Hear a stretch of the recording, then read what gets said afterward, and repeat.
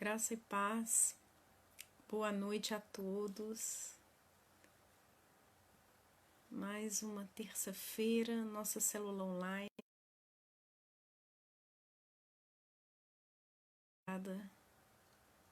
Dos irmãos, para que a gente possa dar início a esse estudo de hoje. Vamos ver quem são os primeiros a chegar aí. Podem se manifestar. Temos 4 pessoas, 5. Indianara, a paz do Senhor para toda a família. Neylor, João Pedro,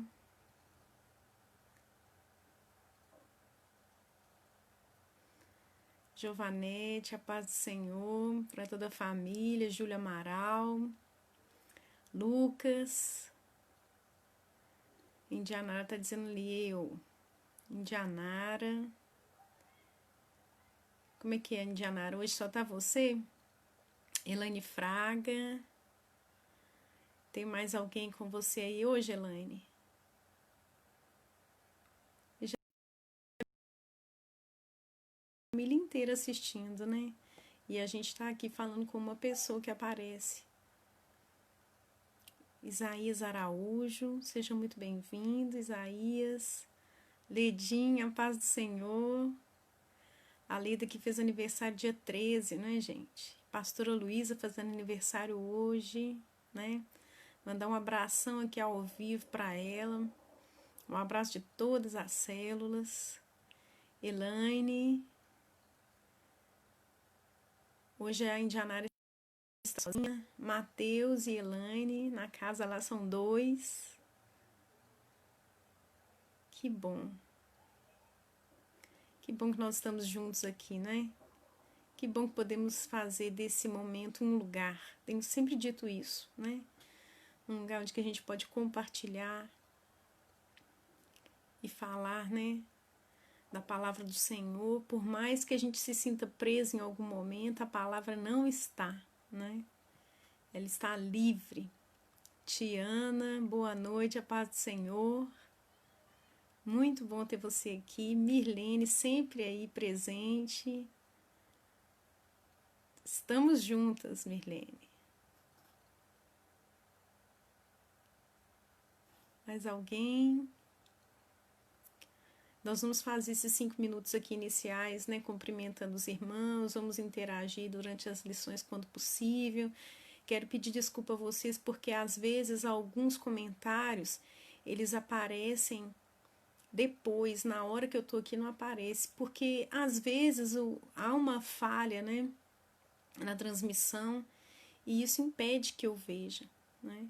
Mas quero que vocês saibam que eu faço o possível para estar interagindo com todos vocês aqui. E eu espero que hoje essa transmissão esteja bem melhor do que na semana passada. Vamos orar por isso também, né? Para que não haja falhas no sinal, para que possa haver aqui uma transmissão livre de qualquer tipo de impedimentos. São muitos os impedimentos para uma live, sabe? Não só impedimentos tecnológicos, eu imagino que também, né, o diabo faz com que haja empecilhos. Gabriel tá junto aí. Gabriel tá junto, na verdade, desde cedo, né, trocando ideias aqui para uma melhor transmissão. Muito solícito, Gabriel. Cássia, boa noite. Paz do Senhor, Iris, Giovanete. Não é verdade, Giovanete?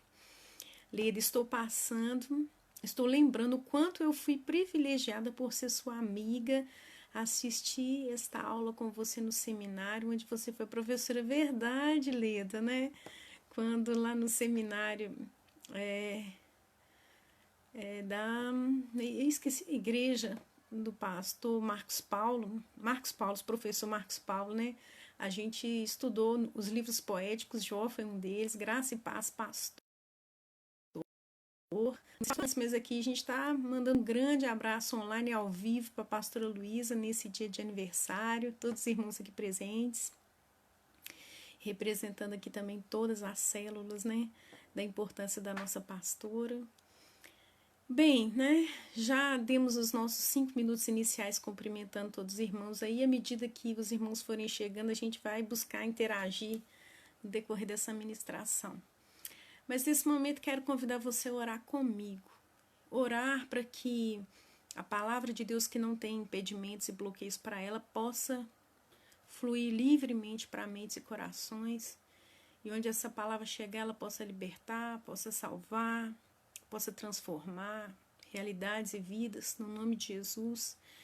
Eu quero que você agora, graça e paz, Ana Torres, possa buscar fazer desse momento e desse lugar onde você está agora um ambiente propício para a palavra do Senhor.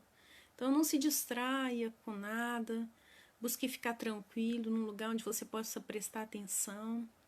Nós estamos num culto, não é verdade? A paz do Senhor, mãe. Amém, Mirlene. Que em nome de Jesus tudo corra bem nessa missão.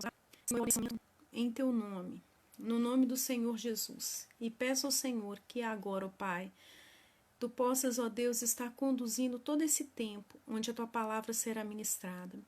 Peço ao Senhor agora que haja ambiente aqui onde eu estou e aonde essa palavra chega nesse momento, que haja ambiente propício para a tua palavra. Que não haja distrações, ó Deus, em nome do Senhor Jesus. Que não haja impedimentos, não haja bloqueios, no nome do Senhor Jesus. Que a tua palavra possa fluir com liberdade. Que teu Espírito possa ir à frente, preparando todas as coisas, preparando mentes e corações. E que mais uma vez nessa noite nós possamos ser edificados por... É o que eu te peço nessa noite, em nome de Jesus. Amém. Amém? A paz do Senhor, irmã Nilma, minha mãe dando paz aí aos irmãos. Paz do Senhor, Alexandre, que está assistindo aqui também. Então vamos lá, né? Nós estamos falando sobre a perseverança de Jó frente à dor e ao sofrimento. E tem sido muito rica essa experiência, eu espero que esteja sendo para vocês também, porque é um tema muito oportuno nesse momento, né? Falar sobre perseverar, falar sobre persistir, falar sobre se manter firme nesse momento atual, onde o sofrimento nos rodeia, ou então até mesmo nós estamos passando por momentos tão difíceis.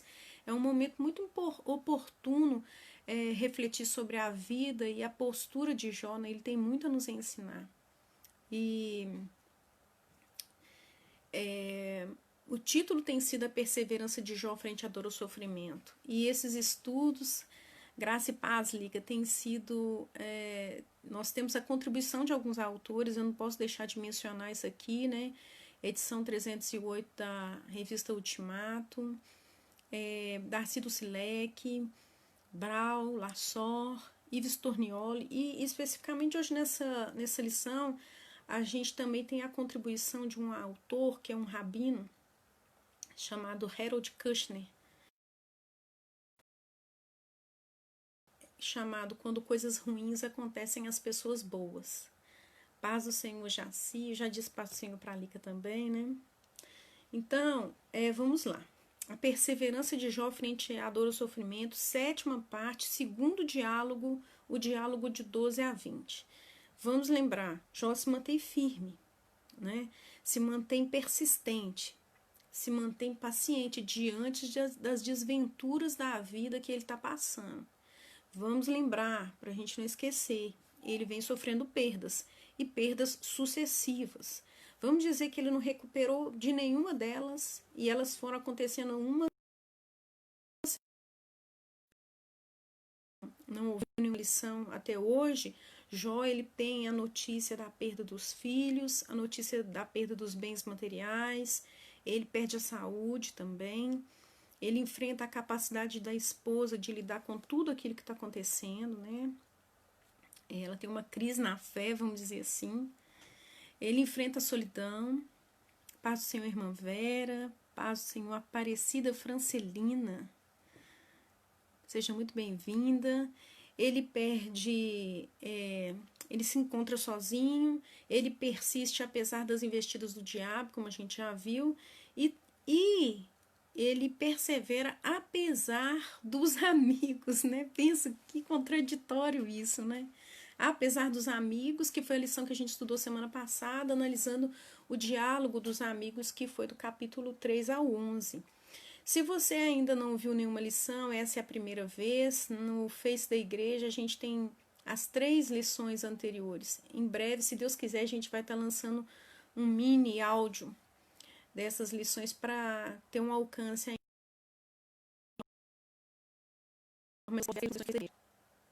Hoje a gente vai falar da perseverança frente à dor e ao sofrimento, apesar dos amigos, segundo o diálogo dos capítulos de 12 a 20. Graça e paz e os amorinhos. Muito bom ter você aqui. Vamos voltar ao tema da amizade, que é um tema muito importante da gente falar sobre ele.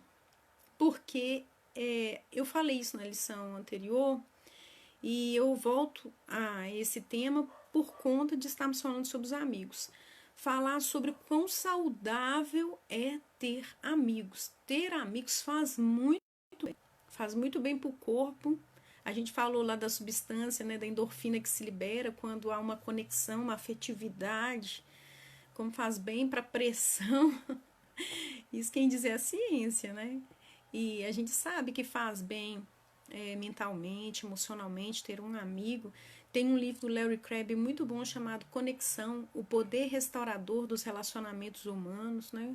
Ele fala nesse livro sobre essa capacidade que a gente tem de ser uma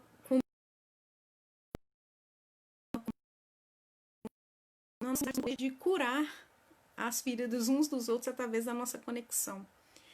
Então, falar sobre amizade é muito importante, é muito saudável ter amigos. A Bíblia vai falar sobre amizade, em todo tempo amo o amigo e na hora da angústia nasce o irmão. Ou seja, o amor, ele é ele é capaz de preservar a amizade, né? Para o Senhor Jaci, ele é capaz de preservar a amizade, e essa amizade preservada, ela tem um potencial imenso, porque na hora da angústia, na hora da dor, do sofrimento, da sua maior necessidade, é essa amizade que foi preservada pelo amor, com todos os ingredientes que o amor tem, que é perdão, altruísmo, enfim, né? Essa amizade tem um potencial imenso na hora do sofrimento, porque o amigo pode se tornar um irmão na hora que você mais precisa.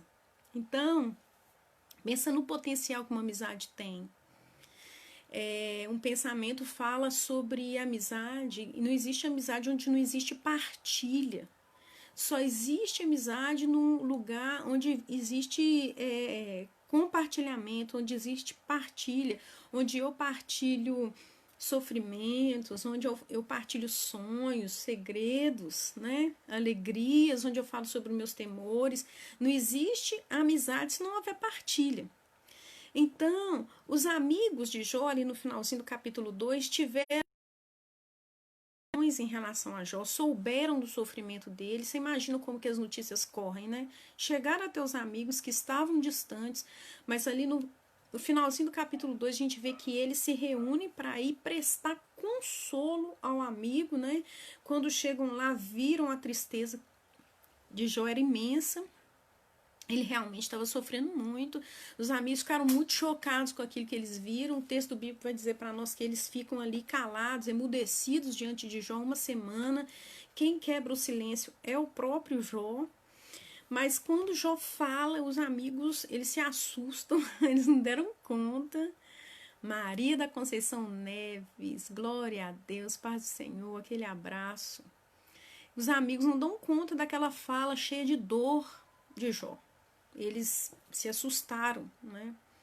Jó, ele amaldiçoou o dia do nascimento, os amigos pensam não imaginavam que Jó estaria com aquela fala tão carregada de dor, né?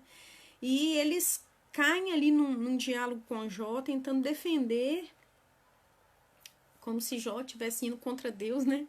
Defender Deus daquelas falas de dor de Jó. E Jó afirmando o tempo inteiro a inocência e eles afirmando que Jó estava recebendo tudo aquilo porque ele certamente tinha feito o mal. Algo que fica frisado no primeiro diálogo, que a gente precisa também frisar aqui hoje, é o lamento de Jó em relação aos amigos. Ele expressa isso muito bem no versículo 14 do capítulo 6. quando ele diz abertamente como que uma fala de decepção dele em relação aos amigos, porque ele diz assim, olha, a pessoa desesperada tem direito à solidariedade do amigo, mesmo que ela tivesse abandonado o temor do Todo-Poderoso. E para ele, os amigos esqueceram de prestar essa solidariedade a ele. Solidariedade é estar junto, né? Ele não se sentiu acolhido pelos amigos no momento de sua maior dor. Eu penso que esse versículo encerra esse primeiro diálogo. E quando a gente entra no segundo diálogo aqui, no primeiro os amigos estão defendendo os atributos de Deus, né? Deus é justo, e agora no segundo diálogo o tema é o destino dos injustos. A gente abre esse segundo diálogo do capítulo 12 até o 14, Jó iniciando esse diálogo. E no versículo, ali no capítulo 9, ele já sinaliza que ele quer se encontrar com o Senhor. Para ele, o encontro com Deus é a solução para tudo aquilo que está acontecendo. Mas a gente percebe que os amigos, quando Jó se sente incompreendido pelos amigos, e ele fala assim, gente, o negócio é o seguinte, eu preciso me encontrar com Deus. Né? Eu quero uma audiência com o Senhor. Os amigos, ao invés de falar assim, realmente, Jó, se você acha que se pode ficar, então realmente você deve fazer isso. Vá se encontrar com o Senhor, vai estar diante de Deus, né? Mas os amigos, eles colocam dificuldades para ele, né? E vai abrir falando que não, para ele já está tudo resolvido. O que está acontecendo com Jó é o destino do injusto, né? Mas o que mantém Jó firme diante dessas falas duras dos amigos, de que ele é culpado, de que ele está recebendo certamente por alguma coisa ruim que ele fez, o que faz ele se manter nesse momento é a certeza da sua inocência. Isso ninguém pode tirar dele. Para ele, ele é inocente, isso é uma verdade que para ele não é discutível, e isso o mantém. Por isso, no versículo 6 do capítulo 13, ele vai dizer assim, que nenhuma pessoa que seja má teria coragem de ir até a presença de Deus, ou seja, é a sua inocência que dá a ele a coragem, e é essa coragem que pode levá-lo a ser salvo, porque nenhuma pessoa má iria até a presença de Deus. Os amigos não param para pensar nisso. O lampejo de esperança para Jó em toda essa história é ele encontrar com Deus, porque em mais nenhum lugar ele vê nenhuma esperança, nenhuma perspectiva, né? Dele ser acolhido ali na sua dor. Então, capítulos 12 a 14, Jó vai falar sobre isso, né? Sobre a sua inocência mais uma vez, sobre se apresentar diante do Senhor, e ele retoma a fala no capítulo 15, 14, ele questiona Jó. Ele fala assim, Jó, será que alguém pode ser puro? Poderá alguma pessoa ser correta diante de Deus? Então, assim, onde você vê? Ele está ali afirmando a inocência, e em nome dessa inocência que ele toma coragem para ir diante de Deus, né? Levar a sua causa diante de Deus, ele faz justamente, joga um balde de água fria nele, já coloca dificuldades ali na caminhada, dizendo para ele assim, presta atenção, você acha que você é puro? Existe alguém puro, né? Uma acusação grave e clara. Ele está chamando Jó de uma pessoa que esconde as suas culpas, está escondendo o seu pecado, mas a punição é um sinal evidente de que ele está errado, e não adianta ele se esconder disso, né? Ele não só fala que Jó esconde a sua culpa, mas ele também insinua que Jó seja um presunçoso, né? Que presunção essa sua de querer ir diante de Deus, se apresentar a ele com argumentos de inocência. Então, no capítulo 15, de 6 a 9, que eu vou ler, ele sabe que são conversos, né?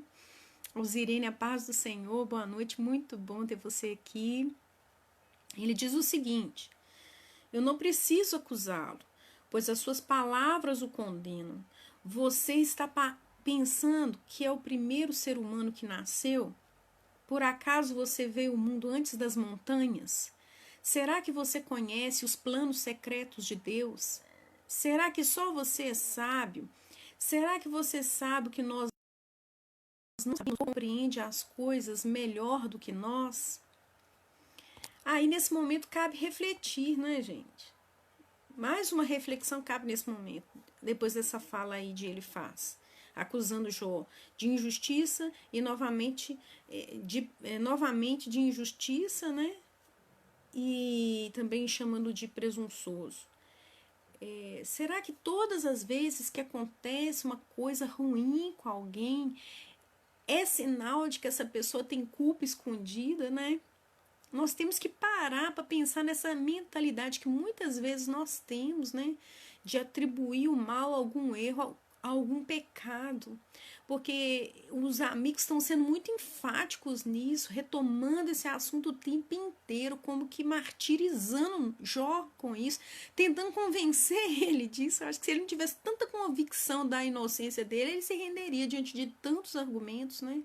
Às vezes a gente também tem esses argumentos diante do mal, né? Ah, isso aí tá merecendo, né? Sobre essa mentalidade.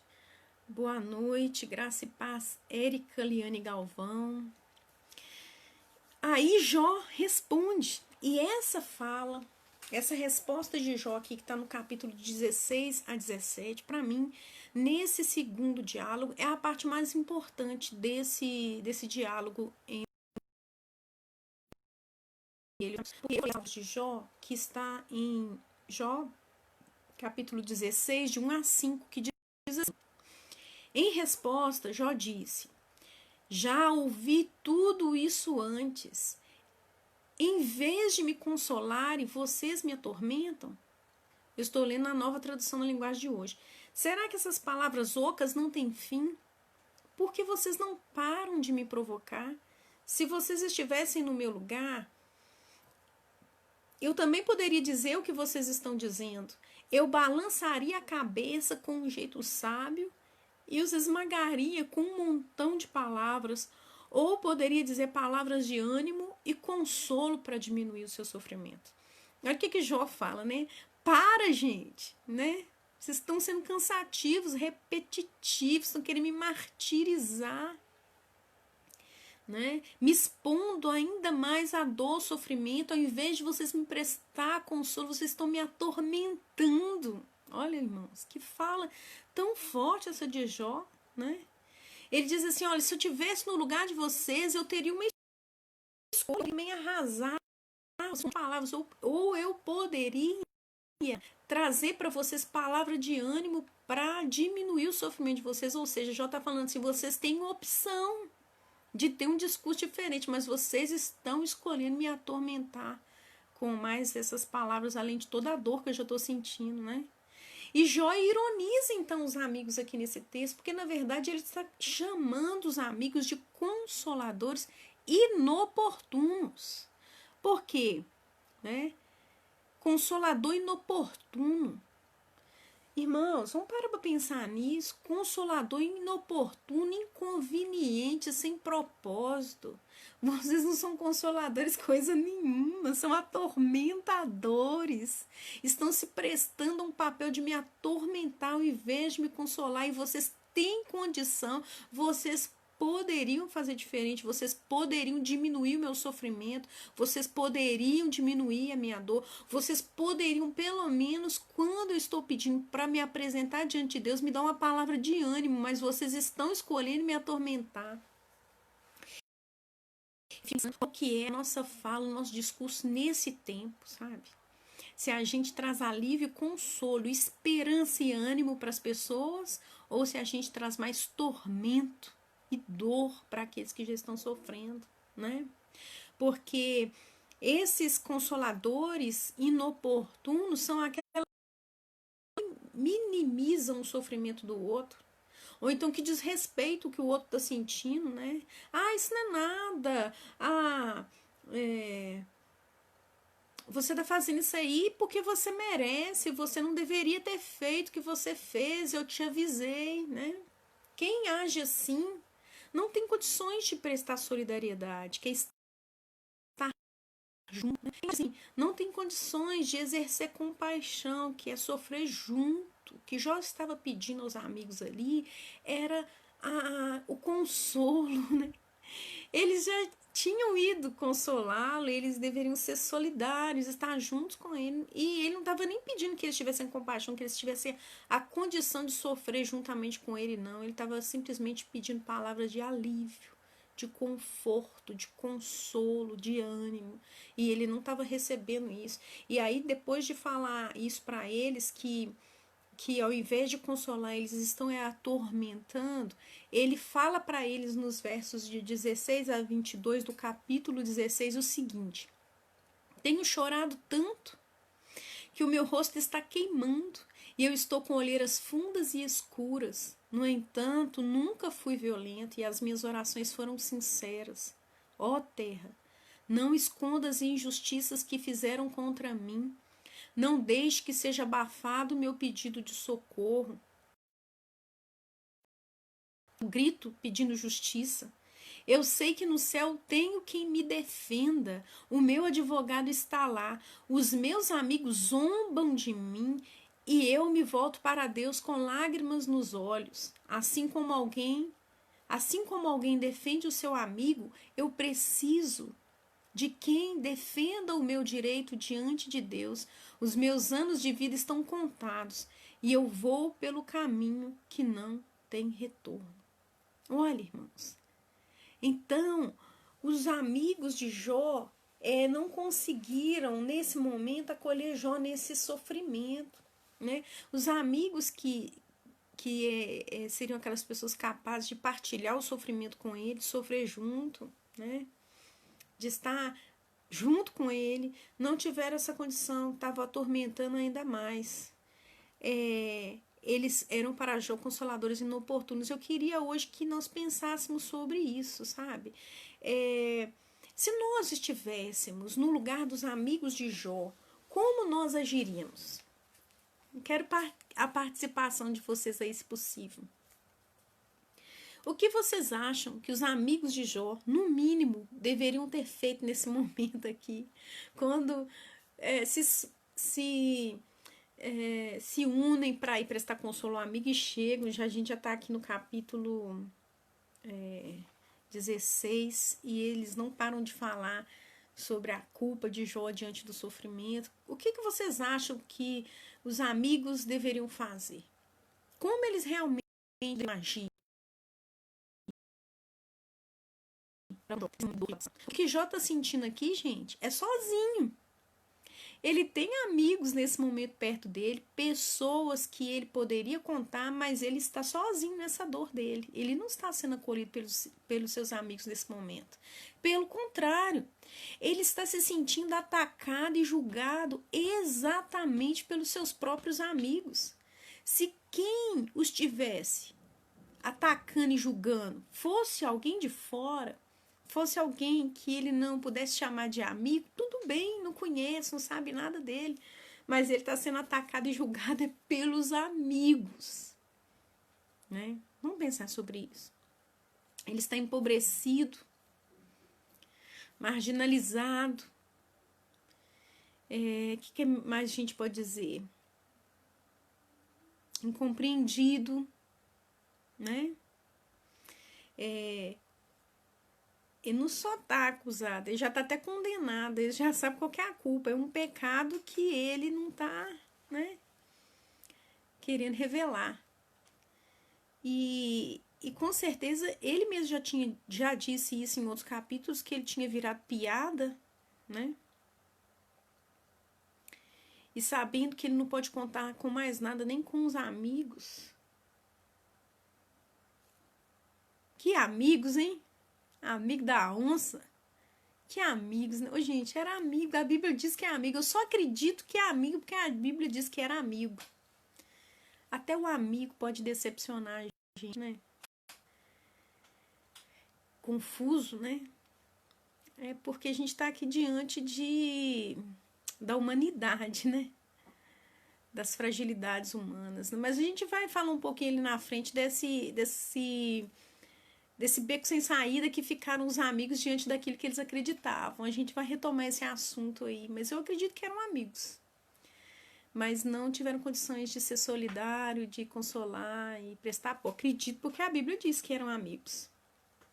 Compaixão. Mas o que aconteceu com ele é o mesmo que acontece hoje. Falta amor, compaixão com o próximo. Aí eles dizem, eles estavam quase convencendo Jó que a culpa era dele. Verdade. Não, se ele não tivesse tanta convicção, né? Se ele não tivesse convicção, se ele tivesse uma duvidazinha, ele já tinha cedido, porque a pressão foi muita. Os argumentos eram muito fortes, as palavras eram muito duras, gente.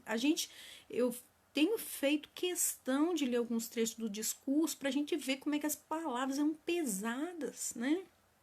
A Solange está falando aqui, ele recebeu os amigos porque era Jó. Porque se fosse você, eu mandava todo mundo embora.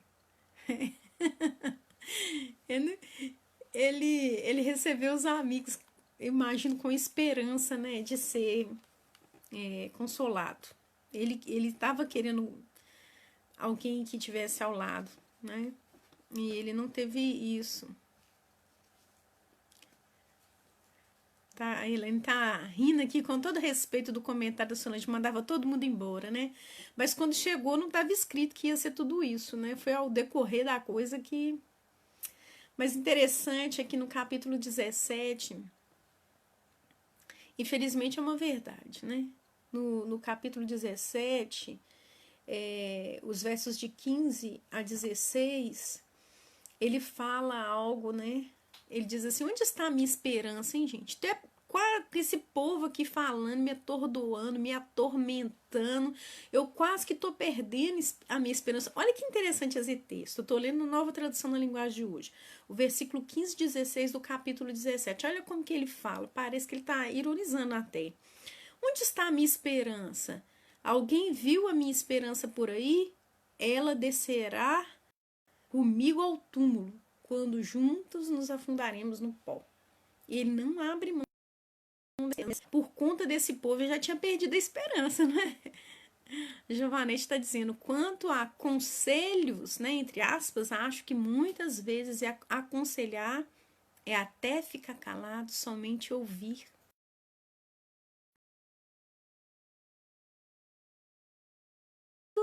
Muito oportuna essa palavra. Ele estava ali aguardando alguém que estivesse junto, né? E talvez seja esse o maior erro dos amigos, né? A gente vai falar um pouquinho sobre isso lá na frente. Cássia, deveriam acolher de maneira diferenciada, pois acho que se eram amigos, tinham uma história de vida com ele. Mas esses amigos não tiveram outra opção, não se agir assim.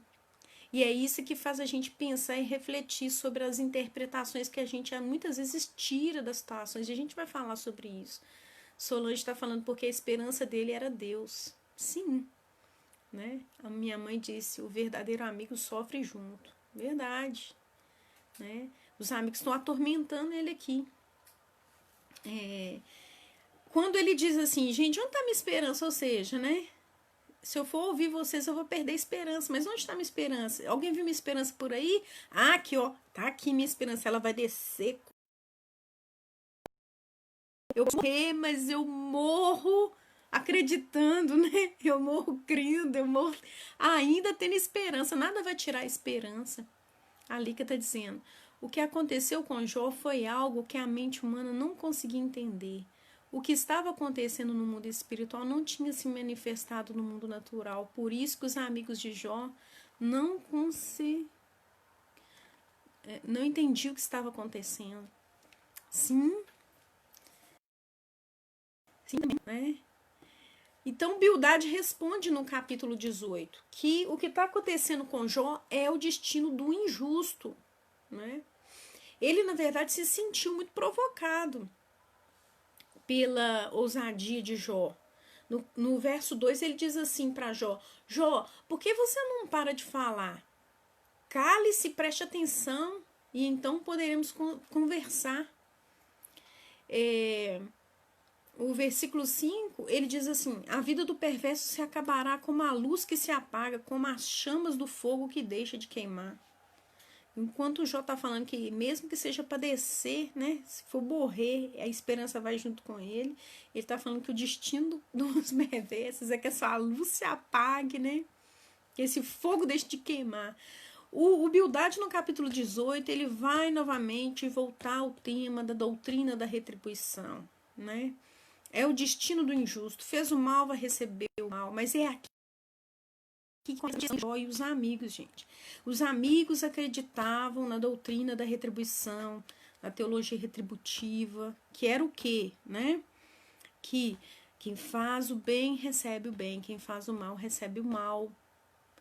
Porém, diante do amigo e da fala do amigo de sua inocência, eles não conseguiram parar por um momento para pensar alguma coisa errada nisso. Se eles não tinham o que falar, eu não tinham resposta, como a Giovanete disse aqui, então o silício era a melhor coisa a se fazer. Mas eles estavam tentando explicar o sofrimento de Jó. E será que a teologia retributiva era a única forma de explicar o sofrimento? É nesse momento que a interpretação das escrituras é tão importante, gente. A cada nova época, a cada novo tempo que a gente vive, exige de nós uma ressignificação das escrituras, uma interpretação novamente dos textos, para dar valor e sentido ao tempo que a gente está nele. E é isso que faz as escrituras ser um livro tão atual. Né? Porque nós podemos ressignificá-la no nosso tempo, e quando aquilo que a gente crê não está cabendo, é hora da gente buscar mais compreensão dessa palavra, dessas escrituras, porque elas têm resposta para nós, né? Será possível, a grande questão era que será possível que todo mundo que sofre cometeu algum erro? Será que eles não estavam conseguindo compreender que aquela doutrina não estava cabendo? Eles eram amigos, eles conheciam Jó. Se Jó estava falando da sua inocência e ele estava recebendo aquilo, por que eles insistiam naquilo, né? Jó, no capítulo 19, faz uma das declarações mais bonitas que a gente vê no livro. É um texto muito conhecido, muito popular até. Eu sei que o meu Redentor está vivo, né? Chegou um ponto aqui que não tem como mais passar adiante com os amigos, porque mesmo diante da fragilidade da doutrina retributiva, os amigos não abrem mão, né? E se a gente parar para pensar, acreditando na teologia retributiva, que Deus dá o bem para quem faz o bem e o mal para quem faz o mal, se eles ficassem do lado, olha aqui a questão dos amigos, se eles ficassem do lado de Jó, eles estariam contra Deus. Vocês estão entendendo por que eles não querem abrir mão? Porque eles acreditam na teologia retributiva. Deus dá o bem para quem faz o bem e mal para quem faz o mal. Se Jó está recebendo o mal de Deus, ele fez o mal. Se nós nos colocarmos ao lado de Jó nesse momento e apoiarmos ele, nós estamos indo contra Deus. Contra Deus a gente não vai ficar. Então a gente vai buscar justificativas e explicações mil para poder justificar ali o sofrimento dele. Mas eles não conseguiram compreender que, será que aquilo ali era a única forma de explicar o sofrimento? Eles não buscaram outra compreensão, né? E o que Jó poderia esperar desses amigos que insistem nisso aí? Em vez dos amigos falarem, poxa, realmente, Jó, não faz mesmo sentido, né?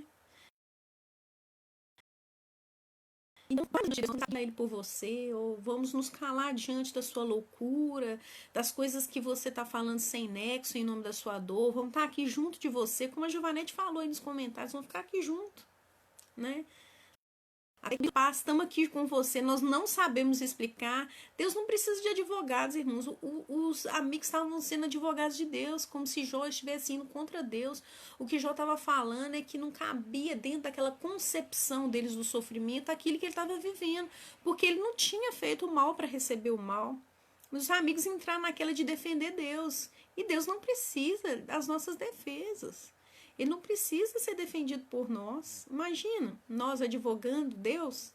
Precisa disso? Vocês acham que Deus precisa de que nós venhamos advogá-lo? Eu creio que não, né? E ele diz, olha, eu sei que o meu Redentor está vivo e no fim ele vai se levantar. Mesmo com a minha pele aos pedaços e a carne viva, eu verei a Deus, eu mesmo o verei, e não outro, eu o verei com os meus próprios olhos. O que resta para ele, gente, é a esperança de encontrar com o Senhor, né? É a esperança de encontrar com o Senhor, é encontrar com o Senhor e o Senhor desvendar tudo isso que está acontecendo, é encontrar, é verdade, pastor, eles ficaram calados por 7 dias, sim, se calaram, mas depois estrambelharam a falar, né? Aí não falaram, eu acho que eles falaram tudo aqui 7 dias depois, diante da fala de dor dele, né? Mas o que acontece é que resta para ele a esperança, sabe? E eu sei que o meu Redentor vive por fim se levantará. Ele está falando de uma esperança. O que resta para Jó, nessa altura do campeonato, depois que ele perdeu tudo que ele tinha perdido, e depois que ele não está sendo compreendido pelos próprios amigos, é esperar por Deus, mais nada, né? Esperar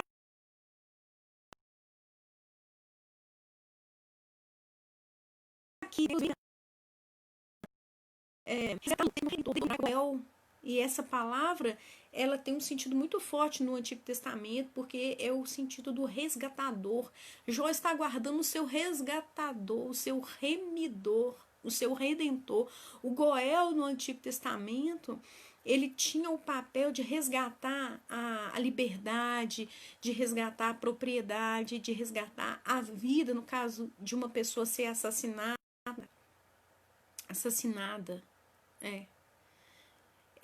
Era o Goel que vingaria o sangue. Então Jó está aqui no texto dizendo que ele espera por Goel, ele espera pelo seu remidor, ele espera pelo seu resgatador, e o seu resgate não diz tanto respeito quanto à vida, mas respeito à sua própria honra, né? É a honra de Jó que foi denegrida. É a honra dele que foi denegrida, e ele espera o seu Goel. O pastor está falando, às vezes não esperamos tudo isso para falar. Ih, eles esperou, é verdade. Eles esperaram 7 dias, né? E quem quebrou o silêncio foi Jó. Imagino que se Jó ficasse um mês calado, eles ficariam ali um mês calado. Tem gente que não espera, tem gente que vai consolar, nem ouve, né? E você fala assim, mas e aí, o que a pessoa... Ah, não sei, eu falei para ela, né? Falei, e no falei, não sei o que a pessoa tem, mas eu fui lá e falei, né? Ana Torres diz, não quero ser chamada de amiga de Jó. Nesse sentido aqui não tá muito bom, não. Né? O seu Goel, o seu resgatador, o seu remidor, né? E Zofá, mesmo depois que ele diz que está aguardando o Goel, o resgatador, o remidor, o Zofá volta no capítulo 20. Eles são insistentes também, né? E fala, essa é a parte que Deus reserva para o injusto. O versículo 29 do capítulo 20, Zofá diz, é isso que Deus faz com os perversos, e é essa recompensa que ele guarda para o mal, reafirmando o tema desse segundo diálogo, que é o destino dos injustos, né? E assim, ele encerra esse tema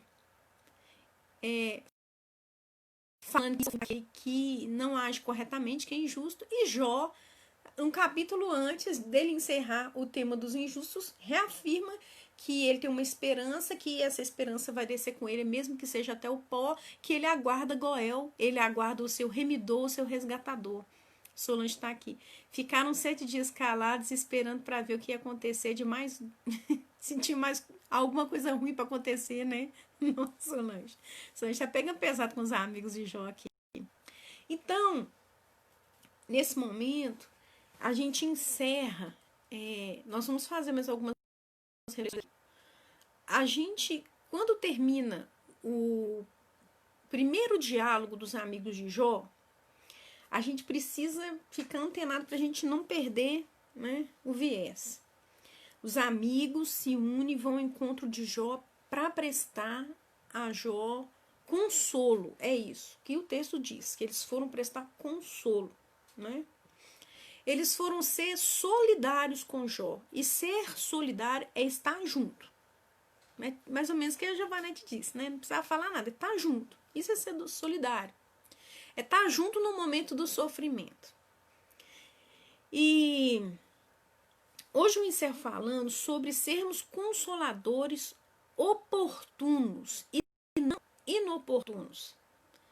Da gente saber dizer a coisa certa na hora certa. Ou até mesmo não dizer nada. Né? Jó, quando tem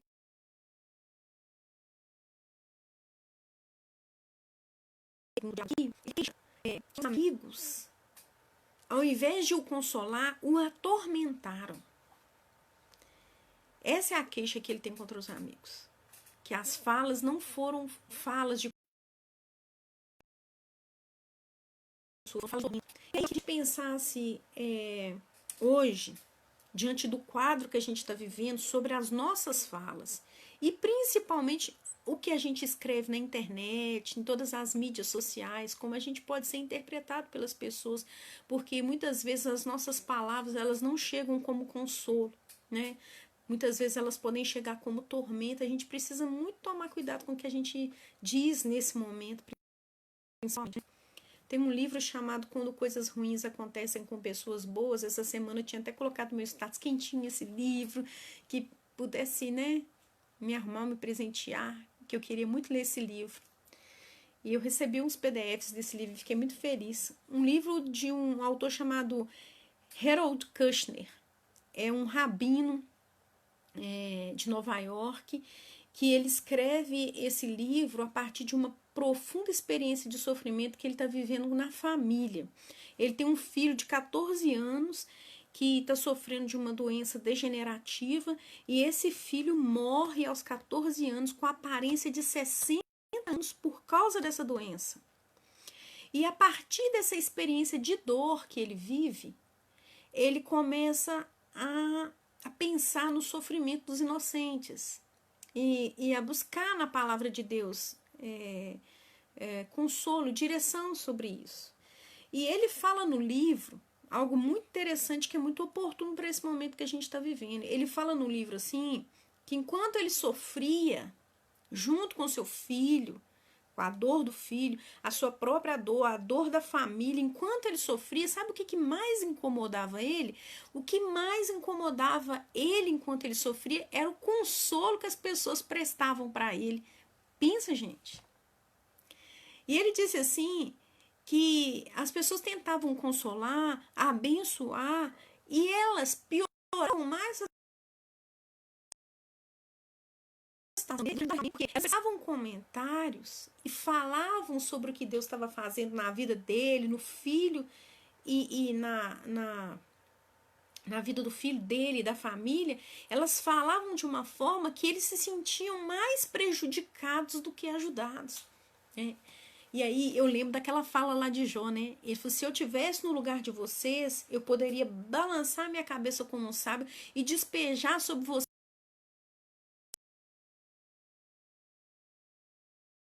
de consolo. Então, a gente tem que prestar muita atenção nas coisas que a gente está dizendo nesse tempo. Ele disse assim que o que ele mais se sentia incomodado era com o tipo de consolo que as pessoas tentavam prestar para ele. Ele fala no livro assim que teve gente que teve coragem de dizer para ele que eles estavam sofrendo daquele jeito porque eles mereciam sofrer. Deus dá para cada um aquilo que merece, né? É claro que existem textos da Bíblia, por exemplo, Isaías, ali no capítulo 3, versículo de 10 a 11, que o profeta vai dizer, né, ali, dizei ao justo que bem lhe irá, ele comerá dos frutos das coisas boas, dizei ao ímpio que o mal vai suceder, que ele vai provar o resultado das suas próprias mãos, ou seja, diga para o justo que tudo vai dar certo para ele, e diga para o ímpio que tudo vai dar errado. Mas o que a gente precisa compreender, que é uma grande lição do livro de Jó, que a gente precisa trazer para a gente nesses tempos, é que a doutrina da retribuição não é a única explicação para o sofrimento, né? Porque o salmista também vai dizer ali no Antigo Testamento, que a gente ainda nem chegou no Novo, a gente está falando de Antigo Testamento, o salmista vai dizer que Deus não nos trata segundo os nossos pecados, né? Fala que ele é bom e a misericórdia dele dura para sempre. É claro que eu não estou querendo dizer que aqui, gente, que os pecados não trazem consequências para nós. Não é isso que eu estou dizendo, né? Existe uma lei da semeadura, que é uma lei que dá uma ordem para o mundo natural, e é uma lei que também dá ordem para as relações, né? Mas atribuir o sofrimento, atribuir a tragédia, a dor, a um ato punitivo de Deus, não tem respaldo. Pode ter alguém que discorde de mim, tudo bem? Mas atribuir o sofrimento como punição de Deus é um pouco pesado, ainda mais quando a gente chega no Evangelho e a gente vai encontrar Deus se relacionando conosco, não pelos méritos ou deméritos, mas simplesmente por causa da sua graça. É simplesmente graça. Não é porque a gente pode fazer alguma coisa boa que a gente vai alcançar, e nem porque a gente faz alguma coisa ruim que a gente vai alcançar. É graça, é favor imerecido. Nenhum de nós merecíamos e não podemos fazer nada para alcançar essa graça. Ela é imerecida, né? Os critérios com que Deus se relaciona conosco no Novo Testamento não são esses critérios, né? Essa mentalidade retributiva. Não. Ele se relaciona conosco motivado por sua graça. E eu penso que nesse tempo em que tantas pessoas estão sofrendo sofrimentos de toda sorte, estão tão próximas de nós, a gente tem que tomar cuidado como servos do Senhor, como pessoas que conhecem a palavra, quais são os tipos de palavras, né, que nós estamos lançando sobre as pessoas, se são palavras que vão trazer consolo, ânimo e esperança para elas, né, que vão fazer com que elas tenham desejo de se aproximar de Deus, porque existe uma esperança para elas, porque Deus é gracioso, é perdoador, ou se é uma palavra que vai realmente dizer que elas merecem um inferno, porque quem faz o mal merece o mal. Se a gente vai assumir essa postura de ser um juiz, determinando o destino das pessoas, aquilo que elas realmente merecem, sem parar para pensar. A história de Jó nos traz essa informação, porque quando lemos o livro, sabemos desde o início que ele é inocente. Mas será que se a gente não soubesse disso, a gente também não ia estar acreditando que Jó ele não era inocente, coisa nenhuma? Não dá para parar para pensar por um momento que o justo também pode sofrer? Né? Isso não é uma ação punitiva de Deus? Que isso não é a única forma de explicar o sofrimento humano, porque o que aconteceu com os amigos de Jó é que eles só pensavam no sofrimento por esse viés. E aí, para salvar Deus, eles tinham que punir Jó a qualquer custo, porque se eles apoiassem Jó, eles estavam punindo Deus, e nesse momento você vai ficar do lado de quem? Claro que eu vou ficar do lado de Deus, mas a gente tem que, nesse tempo que a gente está vivendo, buscar compreensão, né, sobre o sofrimento e não simplesmente minimizar a dor do outro falando assim, tá acontecendo isso porque merece, não é verdade? Nós temos que sempre lembrar que mesmo o julgamento de Deus ele é salvífico. Lembra lá com Nínive? O julgamento dele quando veio sobre a cidade, o julgamento de Deus no primeiro momento ele é salvífico, irmãos, Deus quer salvar, né? E depois por consequência essas palavras gerem vida e esperança. Estou aqui no comentário da Iris, isso, né? Então, que essa palavra fique no nosso coração nessa noite. Eu quero encerrar aqui, né, essa lição. Semana que vem a gente vai terminar esse diálogo dos amigos com os monólogos. Um monólogo de vamos falar um pouquinho da sabedoria, o monólogo de Jó e o monólogo do amigo que chega por último.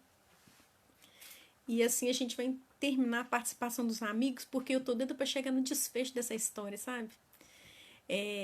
Eu já tenho um tema para esse desfecho, tem um bom tempo, mas vamos aqui percorrendo esse caminho doloroso de Jó até a gente chegar naquele desfecho. Jesus sofreu e não estava sendo punido. Ele nos olhar para o sofrimento com amor. Exatamente, ele escolheu sofrer, né? E ele não estava sendo punido. Então, é isso que a gente precisa, ainda mais, gente, que a gente está no Novo Testamento, eles estão ali com o Velho Testamento, pensando daquela forma, né? Dentro daquelas concepções, apesar dos salmos apontarem outros caminhos. Mas no Novo Testamento não existe lugar para esse tipo de pensamento. A gente pode pensar assim na lei da semeadura, mas pensar dessa forma como os amigos estão pensando aqui da doutrina retributiva, faz o mal, recebe o mal, faz o bem, recebe o bem, não tem lugar para a graça de Deus, né? Dessa forma eu quero encerrar esse estudo de hoje. Nós vamos orar. Eu quero que nesse momento você coloque seu coração, sua mente diante do Senhor, sabe, irmãos? Que nossas palavras venham gerar vidas, como o comentário aqui da Iris, sabe? Nossas palavras venham gerar. Quando a gente abrir a boca para falar, sabe? Que as nossas palavras sejam lampejos de esperança no mundo que não tem esperança, irmãos. O mundo está perdido, né? O mundo não tem esperança, não tem para onde correr, mas nós temos aquele que tem palavras de vida eterna e ele pode colocar essas palavras na nossa boca para a gente, sabe, quando a gente postar uma mensagem na internet, quando a gente comentar um vídeo, quando a gente colocar alguma coisa no status, a gente pensar em quem está lendo essa palavra, o que a gente vai despertar? A esperança ou o desespero, né? E que Deus possa abençoar vocês nessa noite. No nome do Senhor Jesus, peço que você ore comigo agora. Senhor, em nome de Jesus, nós te agradecemos, ó Deus. Agradecemos porque temos ao Senhor. E porque nós não somos tratados pelo Senhor segundo os nossos pecados, porque senão nós estaríamos perdidos. Nós somos tratados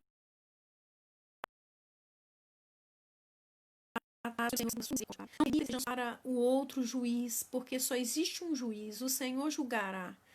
Nós não somos juízes, ó Deus. Em nome do Senhor Jesus, que nós possamos ser aqueles que estão juntos, que prestam socorro, que têm compaixão, capacidade de sofrer juntos, aqueles que podem trazer uma palavra de vida, de esperança, de conforto, de consolo para esse mundo que não tem como se salvar.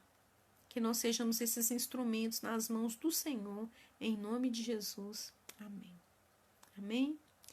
Que Deus possa abençoar todos vocês.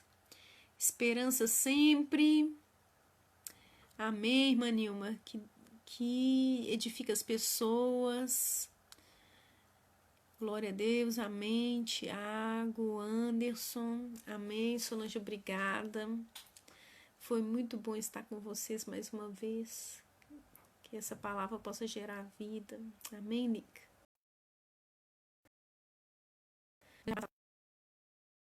Todos, Ilse, Jaci, né? Amém, pastor. Leda, Deus continue te abençoando. Amém. Recebo, em nome de Jesus, esperança sempre. Olha sua sobrinha aí, irmã Nilma. Quem que é a sua sobrinha? Foi maravilhoso. Amém, Jaci. Glória a Deus. Amém, Iris. Estamos juntos, como a Mirlene diz, né? Tô aqui interagindo com vocês um pouquinho antes de terminar essa live, né? Isso aqui é o depois do culto, né? Depois da célula. Mãe. Lohane, tá aí a Lohane, sobrinha da irmã Nilma. Lohane, muito bom ter você aqui. Às 9h30, nós temos aqui um encontro marcado. Célula online da Igreja Batista Betel. Amém, Giovanete. Vocês também são bênção. Um abraço para toda a família aí dos Amaral. Por nada. Amém, irmã Vera. Grande abraço para todos vocês. Cris Ferreira. Que o Senhor te abençoe, Cris. Aí, ó, irmã Vera, diz a Jo que tá com saudade do seu bolo de milho. Depois da célula. Ter cada um de vocês aqui é bênção demais. Aguardamos vocês na próxima semana. Que o Senhor abençoe, foi muito bom. Bíblia, amo a Bíblia, a palavra de Deus. É nosso grande tesouro. Tem sido muito bom, edificante, graças a Deus. Também te amo, irmã Nilma. A Alzirene tá aqui, ó, dizendo que tá com saudades. Nós também, Alzirene, mas é muito bom encontrar você por aqui, viu?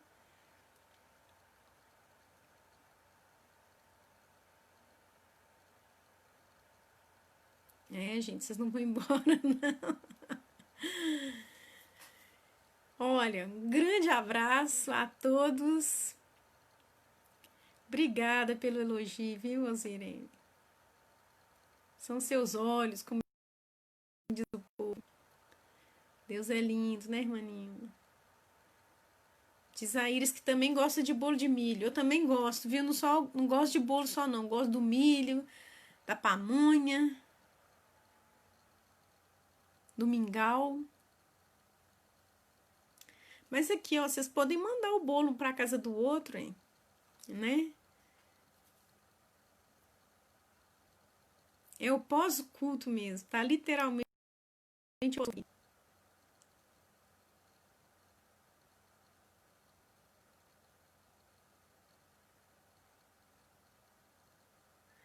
Teve uma célula dessa aí do Hangout que depois da célula, os irmãos mostraram lá o lanche que eles já iam comer lá, ó.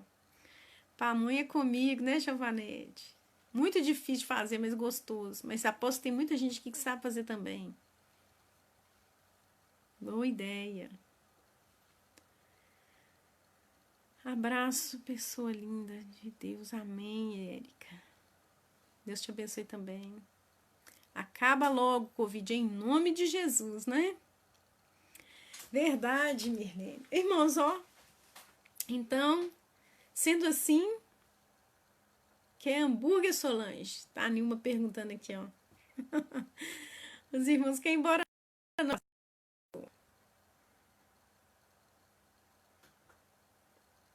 Hoje tem bolo, é lá na casa do pastor, gente. Aniversário da pastora Luísa, ó.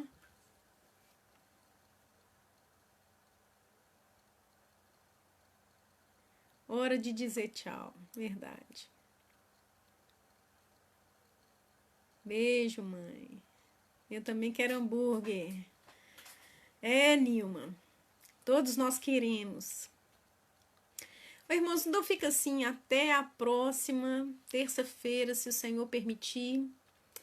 Jó e os seus amigos nesse último discurso. E que o Senhor possa nos abençoar ricamente. Amém? Um grande abraço, ó. Um beijo. Que o Senhor abençoe vocês e até a próxima terça-feira, se o Senhor permitir. Fiquem com Deus. Até lá.